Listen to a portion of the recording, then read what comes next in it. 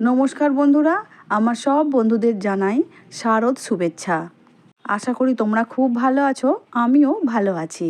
শারদীয় পূজা তো এসেই গেল, মা প্যান্ডেলে প্যান্ডেলে আসা শুরু হয়ে গেছে। তাহলে নবমীর দিনকে ঝাল ঝাল লাল লাল মটন কারি হবে নাকি?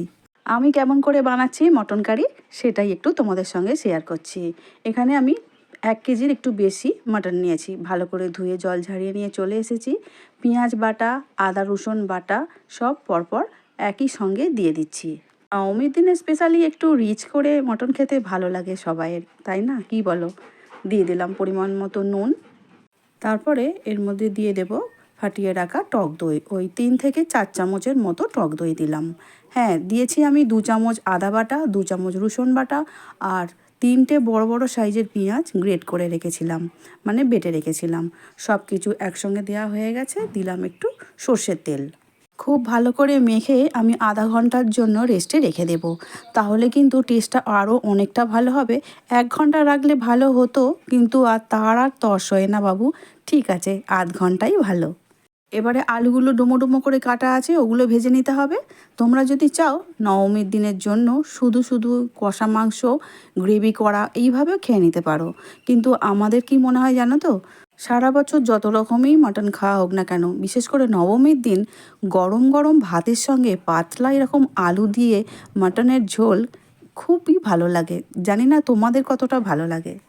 আলুগুলো ভেজে নিয়েছি, একটা থালায় তুলে নিয়েছি এবং তেলের মধ্যে দিয়ে দিচ্ছি শুকনো লঙ্কা, তেজপাতা আর গোটা গরম মশলা। সব কিছু দেওয়ার পরে সুন্দর করে যখন ভাজার গন্ধ ছড়িয়ে আসবে, ঠিক সেই সময় ম্যারিনেট করা মাটনটা তেলের মধ্যে আস্তে আস্তে দিয়ে দিতে হবে। আমি কিন্তু কষার সময় কোনো রকমভাবে খোলামেলাভাবে কষতে আমি পছন্দ করি না। নাড়াচাড়া করব খুন্তি দিয়ে, তারপরে আবার ঢাকা দিয়ে দেবো। এইভাবে ঢাকা চাপা দিয়েই আমি কিন্তু পুরো মাটনটা সুসিদ্ধ করে ফেলি।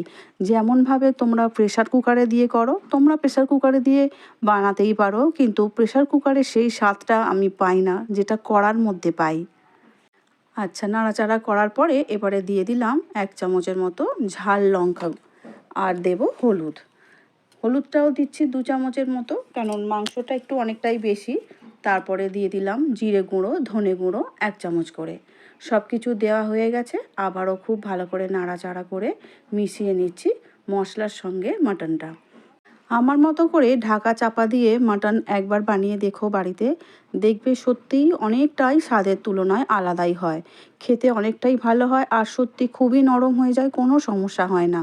5-6 মিনিটের জন্য চাপা দিয়ে দিয়েছিলাম, আর এবারে ঢাকাটা খুলে আবারও একটু নাড়াচাড়া করে নিচ্ছি, কারণ ওপরের দিকে মাটনটা নিচের দিকে পাঠিয়ে দিতে হবে, কারণ ওপরের মাংসগুলো অতটাও সিদ্ধ হয় না যতটা নিচের দিকে তাড়াতাড়ি হয়ে যায়।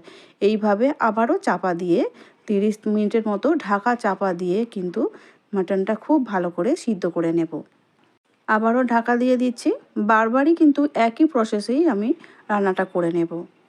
মাটন থেকে কতটাই তেল ছেড়েছে নিশ্চয়ই দেখতে পাচ্ছ। এখনও কিন্তু আমি সেইভাবে কোনো জল ব্যবহার করিনি। যতক্ষণ পর্যন্ত না জলটা পুরো মরে যাচ্ছে ততক্ষণ পর্যন্ত কিন্তু আমি কষতে থাকবো, কারণ তবেই কিন্তু টেস্টটা ভালো আসবে। এবারে আলুগুলো তুলে দিলাম। আলুগুলো মাটনের যে চর্বি গলেছে বা বলো যে মশলা আছে, সমস্ত মশলার সঙ্গে আলুগুলোকে ভালো করে নাড়াচাড়া করে আলুগুলোর সঙ্গেও কিন্তু 5 মিনিটের মতো কষে নেব। তারপরে ঢাকা দিয়ে দেব। তারপরে 5 মিনিট পর আমি আবারও ফিরে এসে ঢাকাটা খুলে নেব। দেখতেই পাচ্ছ এবারে মাটন থেকে কিন্তু অনেক তেল ছেড়ে বেরিয়ে এসেছে, আর যে জল জল ভাবটা ছিল সম্পূর্ণই কিন্তু কমে গেছে। এই সময় কিন্তু এই মাটনটা একদমই নরম হয়ে গেছে, আর আলুগুলো প্রায় নরমের অবস্থাতেই এসে গেছে। এবারে আমি আগে থেকে গরম জল একটা পাত্রের মধ্যে রেখে দিয়েছিলাম, সেই গরম জল এই মাটনের মধ্যে দিয়ে দিতে হবে। আর ভুলেও কিন্তু ঠান্ডা জল এই মাটনে রান্নার সময় ব্যবহার করবে না, তাতে মাংস সিদ্ধ হতেও যেমন দেরি হয়, টেস্টেও অনেক তফাৎ হয়ে যায়। গরম জল দিয়ে রান্না করলে যে কোনো রান্নাই খেতে খুবই ভালো হয়। এবারে জলটা দেওয়ার পরে খুব ভালো করে নাড়াচাড়া করে ঝোল, আলু আর মাটন খুব ভালো করে মিশিয়ে নিতে হবে। ঢাকা দিয়ে আবারও 10 মিনিটের জন্য ছেড়ে দেব। গ্যাসের জোরটা আমি এবারে কমিয়ে দেব। এখানে একটা কথা আছে, যতক্ষণ আমি মাটন কষেছি আমি হাই হিটে কিন্তু মাটনটা কষিনি, মিডিয়াম করেছি, কখনো লো করে দিয়েছি আঁচকে। কখনোই কিন্তু আমি বাড়িয়ে হাই হিটে মাটনটা কষতে যাইনি। তোমরাও কিন্তু কষবে না, তাহলে মাটন পুড়ে যাওয়ার সম্ভাবনা থাকে, সিদ্ধ হবে না, নরমও হবে না।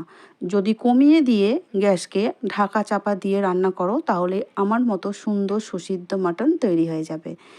এবারে সব শেষে দিয়ে দিচ্ছি গুঁড়ো গরম মশলা অল্প করে, আর বেশ খানিকটা ঘি ছড়িয়ে দিলাম ওপর থেকে। এই জন্যই মাটনটা খেতে এতটাই সুস্বাদু হয়। তোমরা কিন্তু আমার মতো করে একবারও বানিয়ে দেখো। ঘি আর গরম মশলা দেওয়ার পরে আবারও একটু ভালো করে নাড়াচাড়া করে নেব। এবারে ঢাকা দিয়ে দেব।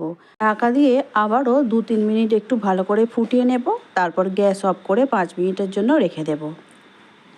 জানি আমি পুজোর সময় বাইরে বেরিয়ে ঠাকুর দেখার সময় অনেক কিছু খাওয়া দাওয়া হবে, কিন্তু পরিবারের সঙ্গে বসে একসঙ্গে রান্না করার পর খাওয়ার মজাই আলাদা। আমি কেমন করে মটন কারি বানালাম তোমাদের যদি ভালো লেগে থাকে প্লিজ কমেন্ট করে অবশ্যই জানিও। আজকে আমার যে মটন কারি বানানো হয়েছে সেটা বাড়ির সবার খুবই পছন্দ হয়েছে। লাল লাল মটন কারি ঝোল। নবমীর দিনকে এরকম পাতলা মটন কারি আলু দিয়ে ঝোল খেতে আমরা সবাই খুব পছন্দ করি। তোমরা কিও পছন্দ করো আমার মতো এইভাবে পাতলা মটন কারি আর গরম ভাত খেতে? আজ তাহলে আসছি, দেখা হবে অন্য দিন নতুন রেসিপি নিয়ে। সবাই খুব ভালো থাকবে, সুস্থ থাকবে। ভিডিওটি দেখার জন্য অসংখ্য অসংখ্য ধন্যবাদ।